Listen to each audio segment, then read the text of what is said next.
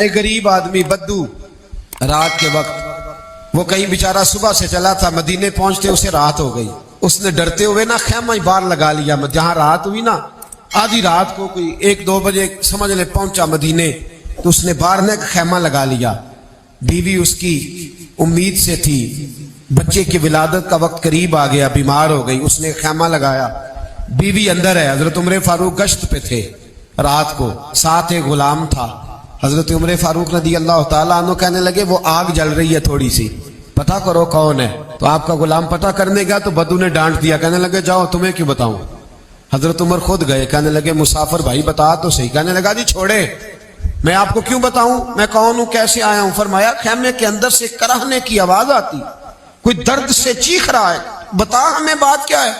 کہنے لگا جی میں فلاں بستی فلاں علاقے کا ایک غریب ہوں، امیر المومنین عمر فاروق سے ملنے آیا ہوں، اور رات ہو گئی ہے تو یہاں خیمہ لگایا ہے، صبح میں ان سے مل کے چلا جاؤں گا. تو رات کو تکلیف دینا پسند نہیں کیا، تو میری بیوی امید سے تھی، اب بچے کی ولادت کا وقت قریب ہے، پاس کوئی نہیں. حضرت عمر کہنے لگے تو ٹھہر میں ابھی آیا. چہرے پہ نقاب ہے، اسے بتایا نہیں میں ہی امیر المومنین. عمر دوڑے گئے اپنی زوجہ سے، کہنے لگے اگر تجھے بہت بڑا اجر مل رہا ہو تو حاصل کرے گی. کہا کروں گی. تو کہنے لگے چل پھر میرے ساتھ، بہت بڑا اجر ہے. ایک دوست کے ہاں ولادت کا وقت ہے، ضرورت کی چیزیں ساتھ لے لو. اس عورت نے تھوڑے دانے لے لیے، گھی لے لیا. حضرت عمر سے کہنے لگی لکڑیاں اکٹھی کر لیں. امیر المومنین کونسلر کی بات نہیں بتا رہا آپ کو، میں آپ کو MP کی بات نہیں بتا رہا، MLA کی بات نہیں بتا رہا، جو 10 گاؤں کو ملا کے چیئرمین بنا اس کی بات نہیں بتا رہا. اس کی بات بتا رہا ہوں جو 22 لاکھ مربع میل کا حکمران ہے. اس کی بات بتا رہا ہوں جو گلی سے گزرے تو شیطان رستہ ہی بدل جاتا ہے. اس کی بات بتا رہا ہوں جس کے بارے میں میرے مصطفیٰ کریم صلی اللہ تعالیٰ علیہ وآلہ وسلم نے فرمایا میرا عمر تو وہ ہے کہ 950 سال حضرت جبریل بھی اس کی شان بیان کریں تو عظمت ختم نہیں ہوتی. اتنا بڑا شخص. حضرت عمر نے لکڑیاں اکٹھی کی، اینٹوں کا روڑے لے کے چولہا بنایا، پہنچ گئے. آپ کی زوجہ کہنے لگی یہ تھوڑے دانے ڈالنے، گھی ڈالنے اور ایک لکڑی لے کے اس کو ہلائیں تیار کریں. خود زوجہ اندر چلی گئی، حضرت عمر باہر پکانے لگے. وہ بدو کہتا ہے میں اس طرح کا ان کے ساتھ بہیو کرنے لگا جیسے کو کسی چوکیدار کے ساتھ نہیں کرتا. میں نے سمجھا جی عمر نے چوکیدار رکھے آنے جانے والے مہمانوں کا. میں کبھی پانی کا پیالہ مانگتا، کبھی کوئی بات، عمر دوڑے جاتے، کبھی پانی لاتے. او مسلمانوں، او میرے رسول کے غلام عزیزو. حضرت عمر فاروق وہ غلام کہتا ہے میں عمر سے کہتا، میں کہتا غلام پانی لا تو عمر دوڑ کے پانی لاتے. میں کہتا تجھے گھی پکانا بھی آتا ہے، پہلے بھی کبھی پکایا ہے؟ تو عمر فرماتے کوشش تو کر رہا ہوں. میں کہتا پہلے بھی کبھی تیری بیوی نے یہ کام کیا ہے؟ تو حضرت عمر کہنے لگے مجھے یاد نہیں، پوچھ کے بتاؤں گا. کہتے کیا رنگ تھا، کیا انداز تھا، کیا مصطفیٰ کی تربیت تھی، کیا انداز حضور نے سکھائے غلاموں کو. یہ کس طرح کا امیر ہے کہ یہ ہنڈیاں پکا رہا ہے، پھونکے مار رہا ہے ایک غریب کے لیے، دیہاتی کے لیے جسے جانتے بھی نہیں. اندر اس شخص کی بیوی کے ہاں بیٹا پیدا ہوا تو حضرت عمر کی بیوی اندر سے بول کے کہنے لگی امیر المومنین مبارک ہو، آپ کے دوست کے ہاں بیٹا پیدا ہوا ہے. جب کہا نا امیر المومنین مبارک ہو تو وہ شخص کہتا ہے میرے ہاتھ کانپنے لگے اور میں اس طرح دوڑا کہ میری پگڑی گر گئی. میں دوڑا تو عمر نے بلایا، کہا کدھر جاتے ہو؟ کہنے لگا آپ امیر المومنین ہیں، آپ امیر المومنین، آپ عمر ہیں، کیسر و کسرا جس کے نام سے کانپے آپ وہ ہیں، جسے مصطفیٰ نے دعا مانگ کے اللہ سے مانگا وہ والے عمر ہیں آپ، جس کے لیے علی المرتضیٰ فرماتے ہیں میں روز دعا کرتا ہوں وہ والے عمر ہیں، جس کے بارے میں ابو بکر صدیق نے فرمایا تھا کہ میں اللہ سے کہوں گا مولا جو تیرے محبوب کی امت کے حق میں سب سے بہتر تھا میں اسے خلیفہ بنا کے وہ والے عمر ہیں. عمر امیر المومنین کی بیوی وہ تو خاتون اول ہوتی ہے، وہ تو ملکہ ہوتی ہے، اور تیری بیوی دائی بن کر ایک غریب کے بچے کے پاس بیٹھی رہی ولادت کے وقت. عمر امیر المومنین ہو کے تیری داڑھی ساری دھومے سے بھر گئی تو ڈیوٹی کرتا رہا.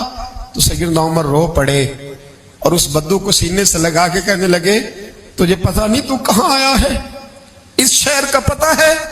اس نے کہا حضور کہاں ہے؟ فرمایا یہ میرے نبی کا مدینہ ہے، یہ مصطفیٰ کا مدینہ ہے. یہاں امیروں کا استقبال نہیں ہوتا، یہاں غریبوں کے استقبال ہوتے۔ یہاں حضور نے اس اسٹیٹ پہ میرے رسول پاک نے وہ والا رنگ دیا ہے کہ اب غریب سر اٹھا کے جینے لگے ہیں، اب مزدوروں کو عزتیں ملنے لگی ہیں۔ میرے رسول پاک علیہ السلام نے اور حضور کے چاروں خلفاء نے سیاست کی جتنی تدبیریں کی ہیں وہ مسجد شریف میں بیٹھ کے کی ہیں، چونکہ یہ جذبہ پاکیزہ تھا، خلوص والا تھا، خدمت والا تھا، اشاعت تبلیغ والا تھا، دین کو آگے پھیلانے والا تھا۔ تو یہ پاک جگہ پر بیٹھ کے بات ہوئی، اسے پلید، ناپاک اور چونکہ غلط اب کیا گیا ہے تو اب بعض چیزیں بوجھ بنتی ہیں۔ قرآن مجید کی جو آیا کریمہ میں نے تلاوت کی ہے نا، میں آپ سے عرض کروں، معیشت سے زیادہ، معاشرت سے زیادہ، ایٹمی طاقت سے زیادہ ضرورت نیک لوگوں کی ہوتی ہے۔ یاد رکھنا، بہترین قسم کا اسلحہ موجود ہو لیکن چلانے کا فن نہ آتا ہو تو بندہ دشمن کا کچھ بھی نہیں بگاڑ سکتا۔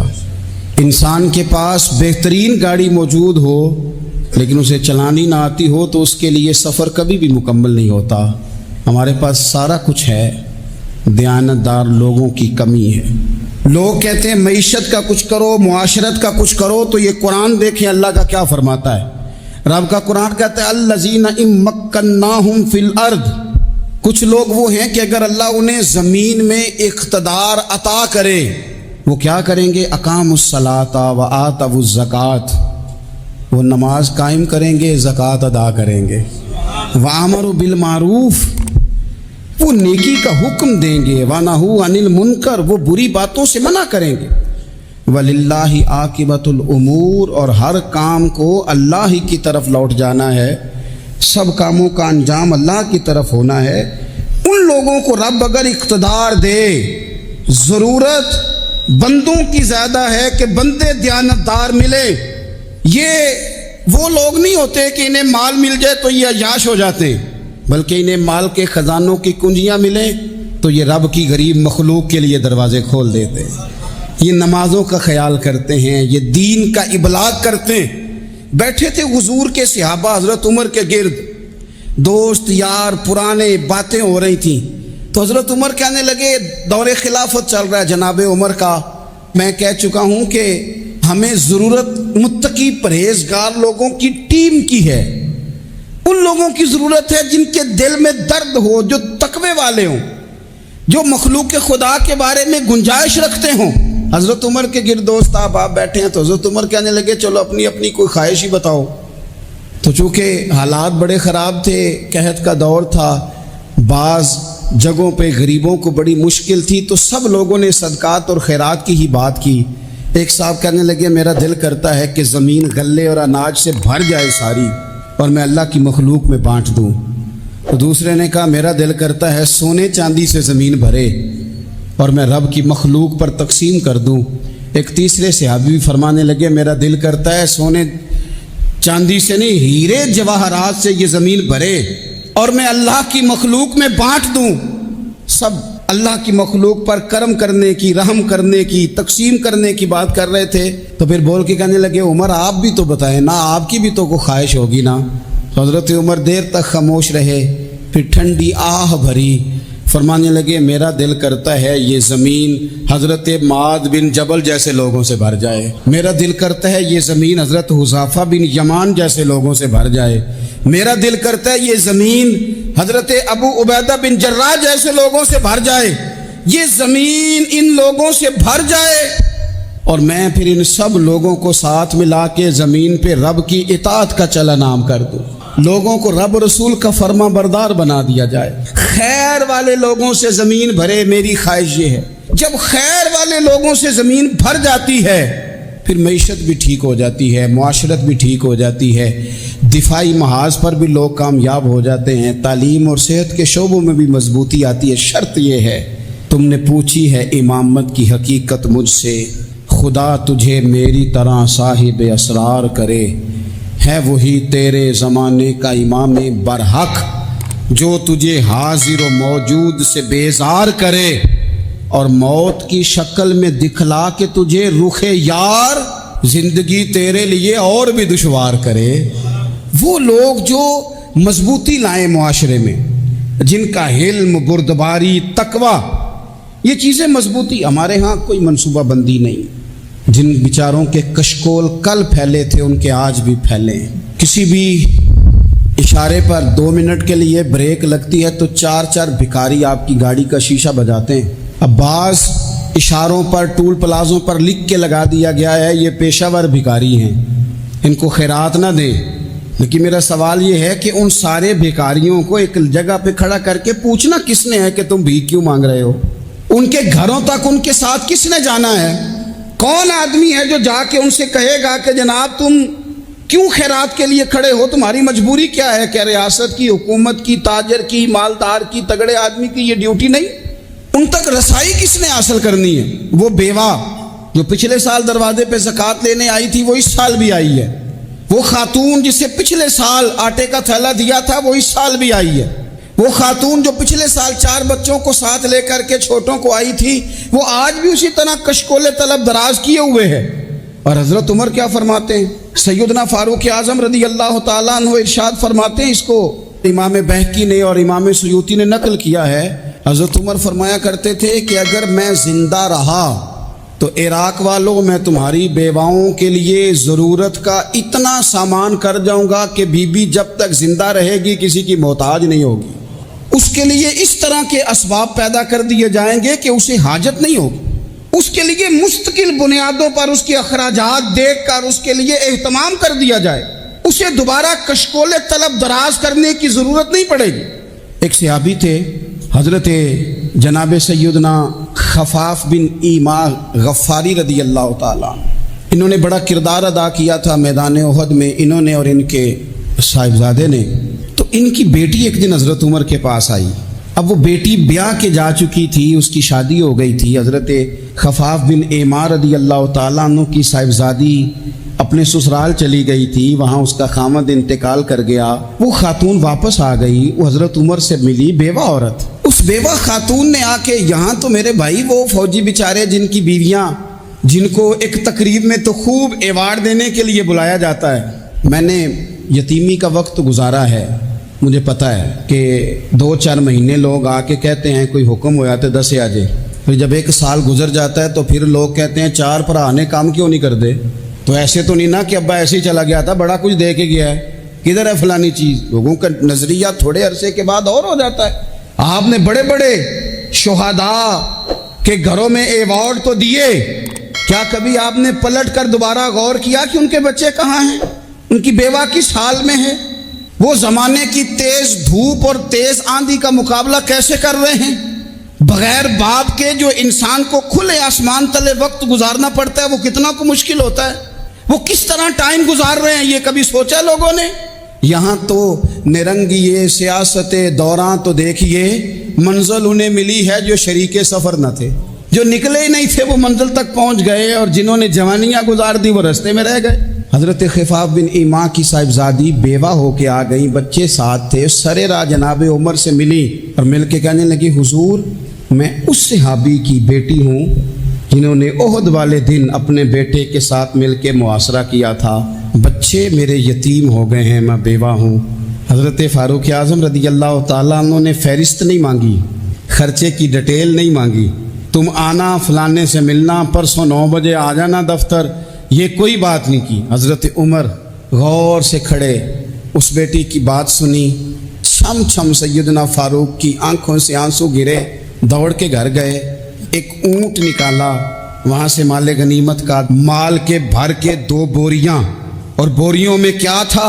چاندی بھی تھی، نقدی پیسے بھی تھے، کچھ ضرورت کا سامان بھی تھا، غلہ بھی تھا. 2 بوریاں بھر کے اونٹ پہ رکھ کے خود لگام اس بیٹی کے ہاتھ میں تھما کے کا پتر سامان بھی تیرا ہے، اونٹ بھی تیرا ہے. اور یہ نہ سمجھنا یہی کچھ تجھے دیا ہے، جب یہ ختم ہوگا تو رب تیرے لیے اور بندوبست فرمائے گا. کیا مانا کہ ڈیوٹیاں لگا دی گئی ہیں، ہمیں پتہ ہے یہ سامان کب تک ختم ہو جائے گا، پیسے کب تک ختم ہو جائیں گے، تیرے لیے میں نے نئے حکم بھی جاری کر دیے ہیں. ایک شخص نے کہا حضور ایک بیوہ کو آپ نے کچھ زیادہ ہی نہیں دے دیا؟ یہاں لوگ سیاسی تقسیم نہیں کرتے، تھوڑا کام والے کو دے دو، تھوڑا چوکیدار کو دے دو، تھوڑا گلی محلے میں دے دو، تھوڑا رشتہ داروں میں دے دو، سب ہمارے احسان کے نیچے رہیں گے. کہا ایک ہی خاتون کو آپ نے اتنا نہیں دے دیا؟ تو حضرت عمر ناراض ہو گئے، فرمانے لگے تجھے تیری ماں روئے، میری نظروں میں آج بھی وہ جلوہ موجود ہے جب اس کا باپ اور بھائی میدان احد میں کافروں کے خلاف لڑائی کر رہے تھے، آج تک میری نظر میں موجود ہے۔ تو کہتا ہے میں نے زیادہ دے دیا۔ اولاد کسے نہیں پیاری ہوتی؟ بچوں کو دیکھ دیکھ کے بندہ کلیجہ ٹھنڈا کرتا ہے، اولاد کو دیکھ دیکھ کے آنکھوں کو سکون ہوتا ہے، انسان کی طبیعت شاش بشاش ہوتی ہے۔ حضرت عمر وظیفہ لگانے لگے تو حضور کے گھر میں خدمت کرنے والے حضرت اسامہ بن زید کا وظیفہ ڈبل لگایا اور اپنے بیٹے عبداللہ ابن عمر کا وظیفہ سنگل لگایا۔ تو حضرت اسامہ بن زید کہنے لگے ابا جی میں نے تو ہجرت بھی کی، جہاد بھی کیا، اسامہ تو ان دنوں بچے تھے۔ تو حضرت سیدنا عمر فاروق جواب میں کہنے لگے پتر، اسامہ کے والد زید نے بھی حضور کے گھر میں نوکری کی، اسامہ بھی نوکری کر رہا ہے۔ حضرت عمر کی شان کیا ہے زمانہ جانتا ہے، پر پھر بھی حضرت عمر فرمانے لگے تو نے اپنے باپ کے ساتھ ہجرت کی، فرمایا ان کی خدمت زیادہ ہے حضور کے گھر میں، لہذا ان کا وظیفہ بھی زیادہ لگایا جائے گا۔ ہمارے ہاں ہم نہ میرٹ کرنا چاہتے ہیں پر دوسروں کے لیے، اپنے اوپر کسی میرٹ کو ہم قابل قبول بالکل نہیں۔ یعنی میں سودا خالص لینا چاہتا ہوں دکان سے، تو آپ بتائیں آپ جو سودا بیچتے ہیں وہ خالص ہی بیچتے ہیں؟ آپ کو تو خالص چاہیے لیکن آپ بھی تو کچھ نہ کچھ بیچتے ہیں، آپ کا خالص ہے۔ اگر آپ خالص بیچ رہے ہیں تو انشاءاللہ ملے گا بھی خالص۔ چادریں آئی تھی مال غنیمت میں، ڈھیر ساری چادریں، ڈھیر ساری۔ حضرت عمر نے صحابہ کرام علیہم رضوان کی ازواج پر، صحابیات پر وہ چادریں تقسیم کر دی۔ ایک چادر بڑی خوبصورت نکلی اندر سے، تو سب کہنے لگے حضور یہ نا خاتون اول کے لیے سوٹ کرے گی، آپ کی اہلیہ کے لیے سوٹ کرے گی، کبھی آپ گھر لے جائیں نا، یہ سب سے بہتر ہے۔ تو یہ حضرت عمر کی بالغ نظری ہے، وہ کیا بندہ ہوا جس کی ہر جگہ نظر ہی نہ ہو۔ حضرت سیدنا عمر فاروق رضی اللہ تعالیٰ عنہ کہا جناب یہ چادر بڑی حسین ہے، آپ کے گھر والوں پہ جچے گی۔ تو حضرت عمر فرمانے لگے نہیں، ایک صحابیہ ہیں حضرت ام سلیت رضی اللہ تعالیٰ عنہ، انہیں بلاؤ، یہ چادر انہیں دوں گا۔ حضور اس خاتون کو یہ چادر دینے کی وجہ بھی تو بیان کریں۔ تو حضرت عمر فرمانے لگے جب احد میں ڈھیر سارے لوگ زخمی ہو گئے تھے اور بھگدڑ مچ گئی تھی اور حالات خراب ہو گئے تھے، تو فرمایا میں نے اپنی آنکھوں سے دیکھا کہ اس ایمرجنسی کی حالت میں بھی جناب ام سلیت مشکیزہ پکڑ پکڑ کے زخمیوں کو پانی پلا رہی تھی۔ اس خاتون کی خدمات ہیں امت کے لیے، اس نے ڈیوٹی کی ہے صحابہ کے لیے، لہذا اس عورت کا زیادہ حق بنتا ہے کہ اس کو یہ اعزاز دیا جائے۔ میرٹ کی بنیاد پر تقسیم ہوگی، رشتہ داری کی بنیاد پر، تعلق کی بنیاد پر نہیں ہوگی۔ اس کا حق زیادہ بنتا ہے، اس کا درجہ زیادہ بنتا ہے، خدمات زیادہ ہیں، اس نے اپنی ڈیوٹی زیادہ اچھے طریقے سے سر انجام دی ہے۔ جب تک چیزیں آپ وسعت قلبی نہیں لاتے اپنی طبیعت میں، جب تک آپ گنجائش زیادہ پیدا نہیں کرتے، اتنی دیر تک حالات اس طرح کے نہیں ہوتے۔ پھر ایک اور مصیبت بن گئی ہے، وہ مصیبت ہے لیول کی۔ یہ کام میرے لیول کا نہیں۔ جب آپ اپنے لیول سے نیچے اتریں گے، پروٹوکول سے ذرا نیچے اتریں گے اور چھوٹی چھوٹی باتوں پر خود توجہ دیں گے، چھوٹی چھوٹی چیزوں پر۔ حضرت عمر جمعہ پڑھا رہے تھے، ایک صحابی دیر سے آئے، اب یہ نماز کا پوچھنا، جمعے کا پوچھنا، مطلب حکمران صاحب تو اوپر لیول کے ہیں، وہ تو پوچھیں گے کہ جناب میرے ساتھ تو آپ قومی سطح کا بندہ بٹھائیں، یہ والی باتیں۔ لیکن چھوٹے چھوٹے سوراخ پیدا ہوتے ہیں، پھر بند ٹوٹتے ہیں، حالات بگڑتے ہیں۔ قوموں کا اخلاق چھوٹی چھوٹی جگہوں پہ پہلے بگڑتا ہے، چھوٹی چھوٹی جگہوں پہ۔ بچہ پہلے چھوٹی چوریاں کرتا ہے، خدا معاف فرمائے اگر اسے روکا نہ جائے، پھر وہ بڑی جگہوں پہ جا کے حالات خراب کرتا ہے۔ حضرت عمر فاروق ایک صحابی دیر سے جمعہ پڑھنے آئے تو حضرت عمر نے بعد میں بلا لیا، فرمایا تم اتنے سمجھدار آدمی ہو کہ اگر جمعے میں دیر سے آؤ گے تو باقی لوگوں کا کیا بنے گا؟ تو وہ صحابی آگے سے کہنے لگے مجھے پتا تھا آپ نے پوچھنا ہے، اور میں تو کہیں کام میں مصروف تھا، امیر المومنین میں تو دوڑا آیا ہوں، میں تو غسل بھی نہیں کر سکا، وضو کر کے مسجد میں آ گیا ہوں جمعہ پڑھنے۔ حضرت عمر فاروق ان کی بات سن کے خوش ہوئے، فرمانے لگے رب تیرا بھلا کرے، اس طرح کرنا، آئندہ جمعہ پڑھنے آنا تو غسل کر کے آنا، میرے نبی پاک نے غسل کرنے کا ارشاد فرمایا جمعے والے دن، غسل کر کے آنا۔ ان باتوں کا بھی یعنی حکومت کے قومی معاملات اور عالمی نقطہ نظر بھی ان کے ذہن میں ہے، اور یہاں تک جو باریک چیزیں यानी हजरत उमर फारूक गुजर रहे थे तो किसी बाग के कोने में खड़े होके कुछ बच्चे छोटे छोटे बच्चे वो खजूरें इकट्ठी कर रहे थे। तो हजरत उमर ने कहा किसके बाग में लगे हुए हो?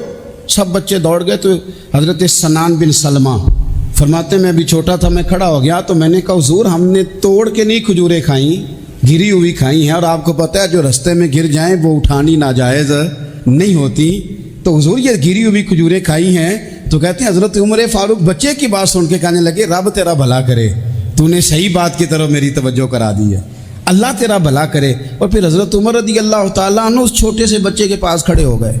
कौन? किसके पास? नहीं, ख्वाब तो नहीं देख रहे मैं और आप। हुक्मरान वक्त 22 लाख मुरब्बा मील का हुक्मरान बच्चे के पास खड़े हो गए, छोटे बच्चे के पास। दुकान पे गरीब आदमी चढ़ आए ना, दुकानदार साहब इल्ला माशाल्लाह उनका मिजाज खराब हो जाता है। वो तीसरी चीज के ना वो वाली दिखाओ तो कहते लेनी है तो ले, तो जा। और अगर तगड़ा बंदा आ जाए तो कहते हैं जनाब आप इस तरह करें, निशानदेही कर दे, मैं इंशाल्लाह खरीद के ला के पेश कर दूंगा। मिजाज बदल जाता है। गरीबों के पास, छोटों के पास, आम आदमी के पास आप जाएं। हमारे हुक्मरानों का गरीब आदमी से गैप बहुत ज्यादा है, पीरों का गरीब आदमी से गैप बहुत ज्यादा है, बड़े उलमा का आम आदमी से गैप ज्यादा है, ताजरों का आम आदमी से गैप ज्यादा है, शीशे के बड़े बड़े मोहल्लात में सोसाइटियों में बसने वालों का गरीबों से गैप ज्यादा है। इसलिए अमीर गरीब की तफरीक बढ़ गई है, हालात और तरह के हो गए। बाज गुरबा अमीरों से नफरत करने लग गए। हमारी शादी ब्याह तकरीबात अफ्तारियां, उनमें हम अपने लेवल के लोग बुलाते हैं जिनसे हमें कारोबारी जरूरियात वाबस्ता होती हैं। हमने इस तरह का माहौल बनाया, उसका नुकसान ये हुआ है कि मुआशरे में कई किस्म की सोचें पनपने लगी हैं, वसवसे गालिब आने लगे। बाजों का तंग आमद बजंग आमद, जब गरीबों के बच्चे ज्यादा तंग आते हैं फिर हथियार उठाते हैं, फिर कलम छोड़ देते हैं। सोचने की जरूरत है मुल्क में कि बुराई जन्म लेती कहां से है। यहां तक उतर के हजरत उमर फारूक इन लोगों से प्यार करते। अब वो बच्चे ने बात सुना दी हजरत सनान बिन सलमा ने, तो जनाब उमर फारूक से बच्चे ने फटाफट एक और फरमाइश भी कर दी। कहने लगा हुजूर मैंने खजूरें ज्यादा जमा कर ली हैं, वो मेरे दोस्त सारे भाग गए हैं आपको देख के, अब मैं जब जाऊंगा ना तो खजूरें मेरे हिस्से की हैं, हूं मैं गरीब बच्चा, माड़े घर से ताल्लुक है, वो मेरी खजूरें छीन लेंगे। हजरत उमर के साथ सिपाही भी थे, सारा कुछ भी था। हजरत उमर ने बच्चे का बाजू पकड़ा, फरमाया चल मैं तुझे तेरे घर छोड़ के आता हूं। हजरत उमर उस गरीब के दरवाजे पे दस्तक दे के कहा तेरा पुत्र था, पकड़ के इसलिए लाया हूं कोई अमीर ज़्यादा इस गरीब के बच्चे को तंग ना कर सके, अल्लाह कोई एक भेजना। हजरत फारूक आजम का मानने वाला जो गरीब के बच्चे का बाजू थामे और उसे कहे कि कोई अमीर ज़्यादा इस पर जुल्म नहीं करेगा, कोई इसे थप्पड़ नहीं मारेगा, कोई इसके हिस्से के नंबर नहीं लेगा, कोई इसकी जगह रिश्वत दे के नौकरी पे नहीं बैठ जाएगा, कोई इसकी जगह पैसे दे के आगे नहीं बढ़ जाएगा। कोई आए ना जो अश्क शोई करे, जो आंसू पूछे लोगों के। लेकिन यहाँ तो मंजिल उन्हें मिली है जो शरीके सफ़र न थे। मेरे अजीज़ों, इस नहज पर दीन ने हमें असबाक पढ़ाए, इस नहज पर। हज़रत उमर छोटी चीज़ों का, मस्जिद नबवी शरीफ में आपने देखा दो लोग ऊंची आवाज़ में बात कर रहे हैं, तो हज़रत उमर ने फरमाया इन्हें बुला के लाओ। बुला के लाया, फरमाया तुम्हें पता नहीं ये हुजूर की मस्जिद है। ला तरफ़ऊ अस्वातकुम फ़ौक़ सौतिन नबी, ए पाए नज़र होश में आ, ये कुव्वे नबी है। आंखों से भी चलना यहाँ बेअदबी है। पता नहीं वहाँ सारे नारे ही गलत हैं। किसी के मुर्दाबाद का नारा हो तो वो भी गलत, और किसी के जिंदाबाद का नारा हो तो वो भी गलत। वहाँ एक ही नारा सिर्फ अच्छा लगता है, वो क्या है? या रसूल अल्लाह उन्जुर हालना, या हबीब अल्लाह इस्मा। वहाँ एक ही नारा अच्छा लगता है कि सोने आ गए हैं, नजर करम हो जाए। या रसूलुल्लाह पहुंच गए हैं, रोजे दे दुआले ने गुलामा दियां टोलियां, और वेखो एक पे सुनदा करोड़ां दियां बोलियां। वहाँ यही नारा अच्छा लगता है। लब वाह है, आंखें बंद हैं, फैली हैं झोलियां, कितनी मजे की भीख तेरे पाक दर की है। और कुर्बान जाऊं अपने इमाम पर, उस कलम पे वारी जिससे वो लिखा करते थे। कहने लगे काबे का नाम तक न लिया, तैबा ही कहा। पूछा जो था किसी ने कि अजीमत किधर की है, ان کے طفیل حج بھی خدا نے کرا دیے، ورنہ اصل مراد حاضری تو اس پاک در کی ہے۔ تو حضرت فاروق اعظم رضی اللہ تعالیٰ عنہ نے نا ان دو لوگوں کو بلایا اور بلا کر کے فرمانے لگے کہاں کے رہنے والے ہو، کہاں سے آئے ہو؟ انہوں نے کہا جی ہم طائف کے رہنے والے ہیں۔ فرمایا تمہیں پتہ نہیں یہ نبی پاک کا روزہ ہے، حضور کی مسجد ہے، یہاں آواز اونچی نہیں کرتے، تمہیں خبر نہیں؟ اور پھر حضرت عمر فرمانے لگے اگر تم مدینے کے رہنے والے ہوتے تو میں تمہیں کوڑے مارتا، میں تمہیں سزا دیتا، تمہیں پتہ نہیں کہ کس طرح کا مزاج اور ماحول ہونا چاہیے۔ تو حضرت فاروق اعظم رضی اللہ تعالیٰ عنہ کی جو خدمات ہیں، آپ تو بازاروں میں جب جاتے تھے نا تو فرماتے تھے ہمارے بازار میں صرف وہ بندہ آ کے کام کرے جو دین کا علم جانتا ہے، جسے تجارت کے اصول پتہ ہیں، وہ آئے، دوسرے کو بیٹھنے نہیں دیتے تھے۔ اپنے مزاج کے لحاظ سے، اپنی طبیعت کے لحاظ سے مخلوق کے لیے دلوں میں نرمی رکھتے تھے، مزاج میں نرمی۔ ایک بات آپ نے کئی دفعہ سنی ہوگی، میرا بڑا دل کرتا ہے پھر سے اس کو دہراؤں، میں نے اسے سینکڑوں بار پڑھا ہے۔ جب طبیعت پوری بے چین ہوتی ہے اور اپنی ذمہ داریوں کا احساس کرنے کو دل کرتا ہے نا، تو پھر خیال آتا ہے کہ ہم بھی پڑھیں ذرا ان چیزوں کو، بار بار پڑھتا ہوں تاکہ احساس ذمہ داری پیدا ہو۔ آپ کے غلام اسلم فرماتے ہیں رات کو میں اور جناب عمر نکلے تھے تو ایک مکان میں ہم نے دیکھا کہ ایک عورت نے نا، اس کے بچے بار بار شور کر رہے ہیں اور وہ کچھ پکا رہی ہے، آواز آ رہی ہے۔ تو حضرت عمر نے دروازے پہ دستک دی، کون ہے دروازے؟ کہا میں ایک غلام ہوں۔ حضرت عمر کہتے ہیں غلام ہوں، بہن کیا مسئلہ ہے، بچے کیوں رو رہے ہیں؟ تو بی بی کہنے لگی تمہیں کیوں بتاؤں، جاؤ نا اپنا کام کرو۔ حضرت عمر نے اصرار کیا تو تلخ لہجے میں، جس سے غصہ نہیں کر جاتے حکمران، councillor, chairman, M P M N A ناراض نہیں ہو جاتے، اس تلخ لہجے میں بی بی کہنے لگی دعا کرو اللہ میرے اور عمر کے درمیان قیامت میں فیصلہ کرے۔ کیسا حکمران ہے کہ اس کی حکومت میں میرے بچے بھوکے سوتے ہیں، یہ میں نے پانی میں روڑے ڈال کے چڑھائے ہیں، لیکن یہ پیٹ کی بھوک یہ بڑی ڈاڈی ہوتی ہے، یہ نیند بھی نہیں آنے دیتی، خیال تھا رو دو کے سو جائیں گے پر سو بھی نہیں رہے۔